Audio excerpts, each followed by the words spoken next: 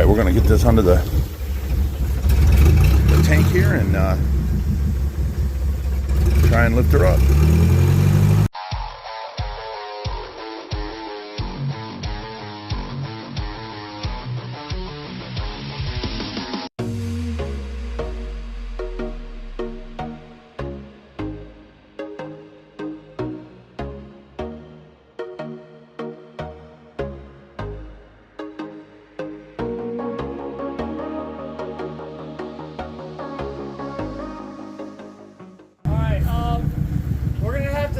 Second think this.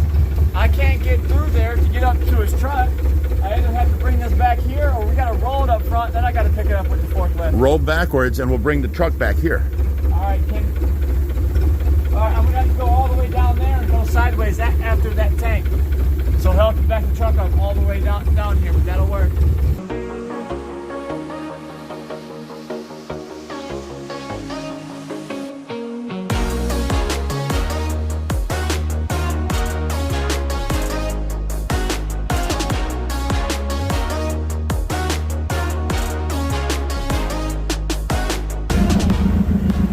Alright guys, so the tank's here. We now have to lift it up and get her in the back of this truck.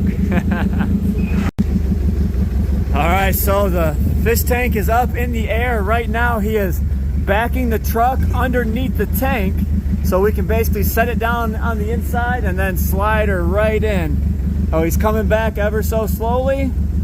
This is how you got to do big tanks sometimes. It is what it is, but we will slowly get it done. We're good. Keep coming back. Going inside now. Yep.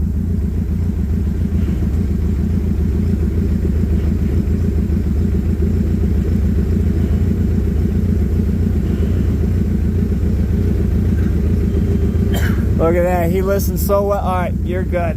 I told him to slow down. He starts inching back ever so slowly. We're that close from the forklift. The tank is in the back of the truck. So now what I'm going to do is basically lower this forklift down to where the front side is touching. We actually want to get a little piece of carpet or something underneath of it so it can slide. And then once it's down, I'll take a little bit of weight off the forks and we'll just push her in the back of the van. All right, so we've got everyone in the back. We've got PVC rollers on the front side.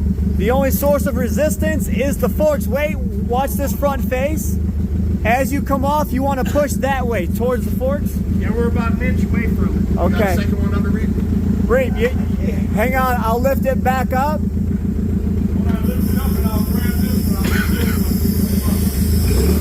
Okay, go ahead and slide it under. 1, 2, 3. There we go, look at it. Rolling pretty easy on the rollers. These pipes are there just to assist us right now. Don't even worry. All right, so as you can see, this is a packed truck already. We've got that Bowfront. Here goes our old 3 tiers, the acrylic tanks here.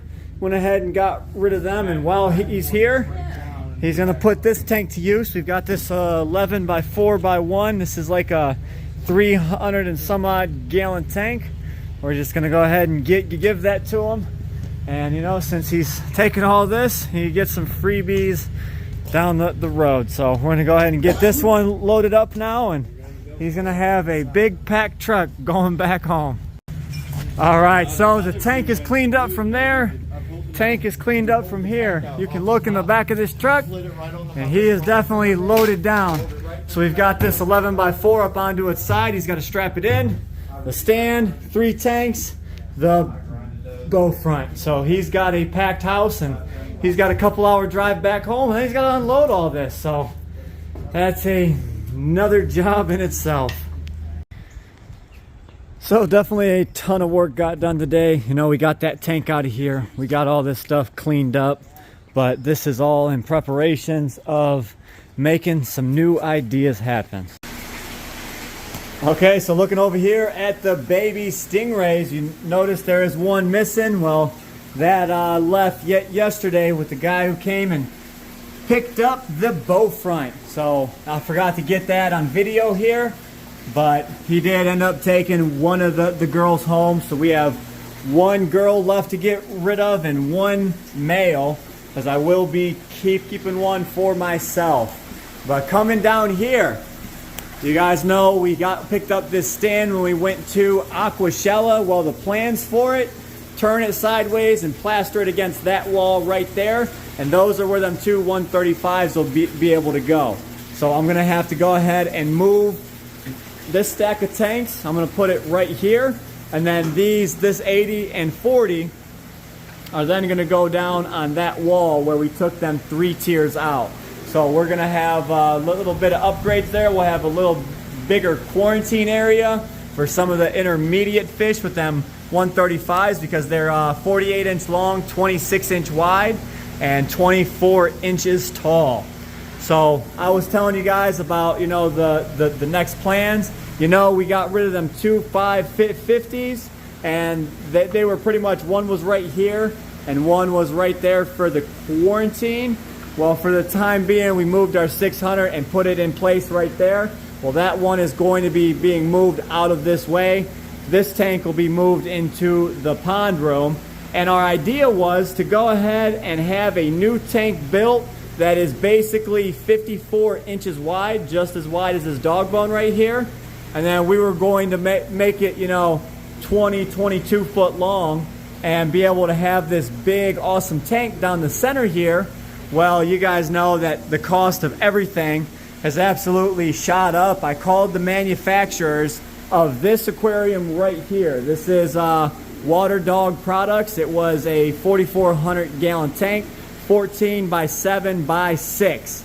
And this is a FRP aquarium with an acrylic front. And I went ahead and called them and said, hey, you know, we got your tank in the past. We've been in touch in the past. I want to talk to you guys and see how much we can get this new tank built. He said, all right, go ahead and send me over some drawings and exactly what you guys would want, and I will get working on a quote. So I wasted my time coming up with all these shop drawings and basically design the tank on paper, where we want the overflows, the panels, what size panel, all that good stuff.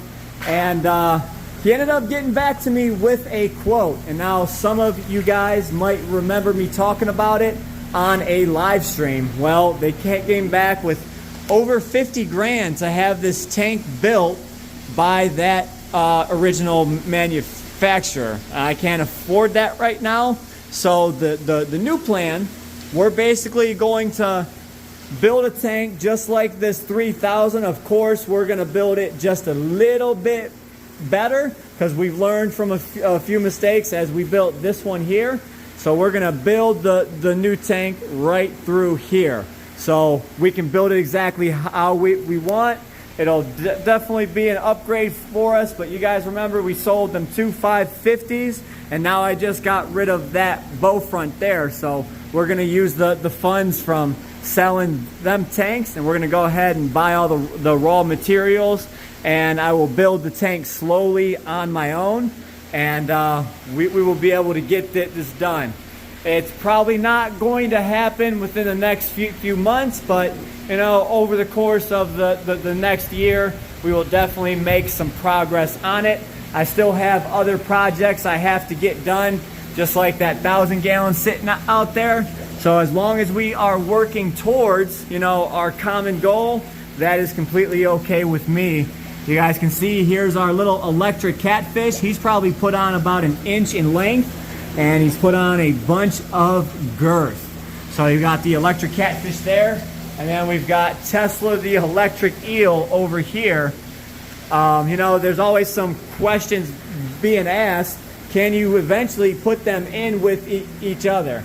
And, you know, if they're smaller, it might be possible. But I do think Tesla will end up killing the electric catfish if it goes in there. So you guys remember some time back, there was a whole colony of ghost shrimp that were in the bottom of this tank. So I still see some back there. It's kind of odd. I don't know how they continue to thrive in here, because Mr. Tesla loves to shock things. So I don't know if they're just immune to it or they're breeding faster than they're, you know, getting kicked off. But it is cool to see a little colony of ghost shrimp in the bottom of this tank. So you guys known us long enough by now that, you know, whenever I say something, I usually tend to make it a reality. So I've got that tank over there in that corner to go ahead and still set up while we're still maintaining everything here at the rescue. So give us enough time. Everything will be set up in due time. So hope you guys enjoyed today's video. It was a little bit of a hodgepodge. You've seen some tanks getting moved, seen a little bit of fish. We talked about some of our new plans going forward. And before I log off here, I just want to add in that we are going to be kicking it up a notch on some of the social medias, putting more content out, more you know, in-depth videos on, say, like Facebook and whatnot. So we're trying to come up with avenues that we can try and spread our mission here and make ourselves just a little bit better. You guys see this 700-gallon tank? We actually use some of the lighting that our friends over at reefbreeders.com sent us, and these Frontosa just look absolutely impressive. So hope you guys enjoyed today's video. We will catch you in the next one. As always, stay fishy, my friends.